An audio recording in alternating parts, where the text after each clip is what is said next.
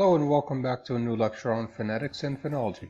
In the previous lectures we described consonants and vowels and we talked about the articulators.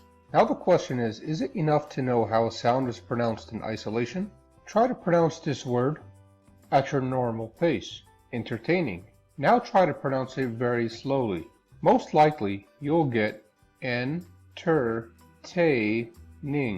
If that's correct, and that's what you got, then the question here we need to ask is why? Why do most of us, especially native speakers, come up with the same breakdown? Why is it that this one is correct, but this one is not? Well, these parts here are what we call syllables. These syllables are the blocks that we see here, or the beats when we are pronouncing a word, like entertainment or entertaining. So entertaining. These are 4 beats here. This means this word has 4 syllables. Now part of knowing English is knowing how to divide these words up into syllables.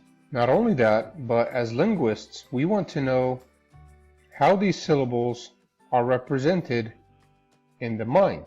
Some might say that they're not represented in the mind at all, but rather that we memorize words as we learn them. But if that were the case, then let's take a made-up word. How would you break up this word into syllables?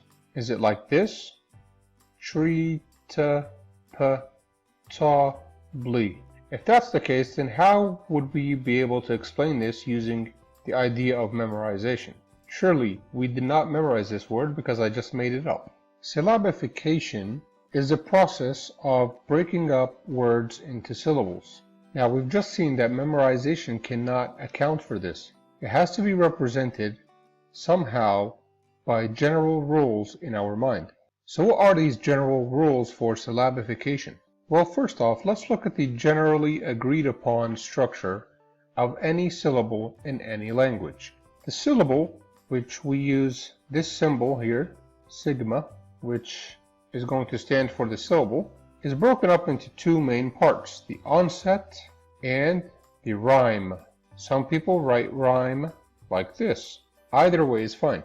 The rhyme is then broken up into 2 parts, the nucleus and the coda. So let's take a word like cat. The first thing you want to do is change this into phonemic transcription. So we're going to get cat. The vowel here is the nucleus. The t is the coda and k is the onset.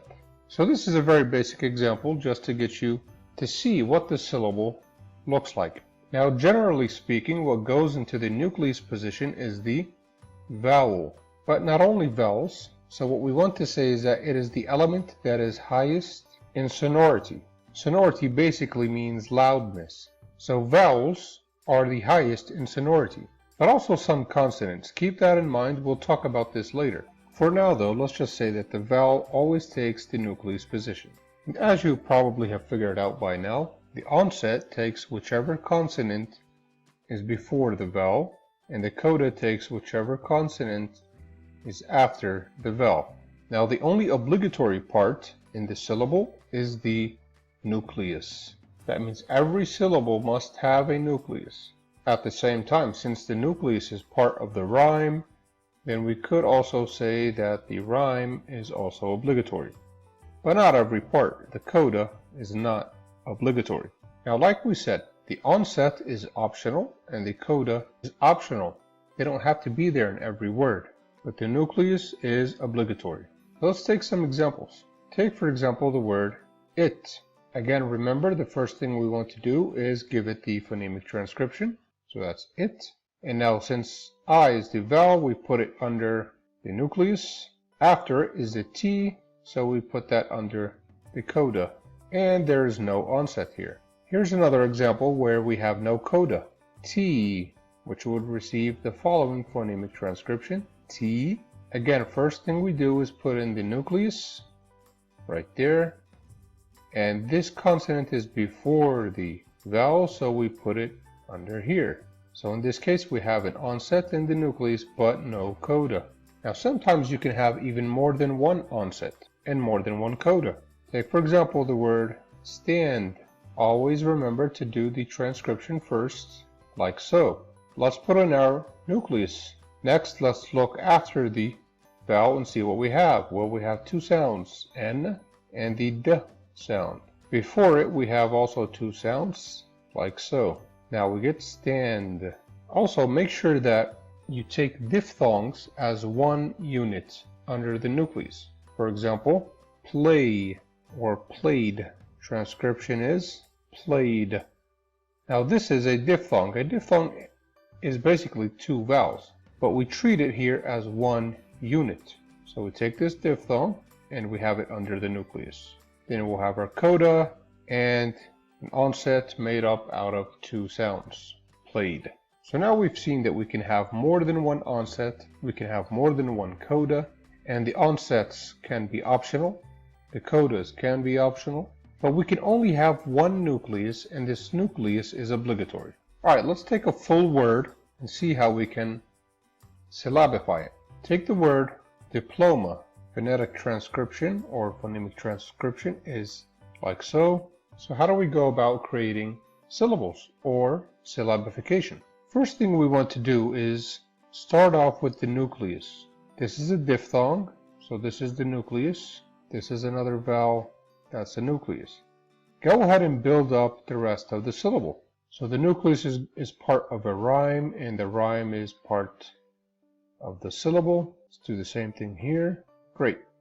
Now, it's better off to start at the end of the word and go to the left. Ask yourself if there's an available onset for each nucleus. So from the nucleus, I would look to the left and locate a consonant. Here's a consonant, so that's going to be the onset, like so. Same here, L is the onset, and over here as well, D is the onset. What about this P here? Do I make this P another onset like this, or do I make it a coda for this syllable? If you ask a native speaker to break this word up into syllables, or to syllabify this word, they would probably come up with diploma, not diploma. So it doesn't matter how many native speakers you ask, 9 times out of 10 they're going to give you this syllabification. Well, then that means that they are following some rule for syllabification, maybe even rules. So let's see what rules exist here. Why is it that native speakers prefer to make this a second onset instead of giving it to the coda of this syllable? In the next lecture, we're going to discuss exactly why this is the case. See you there.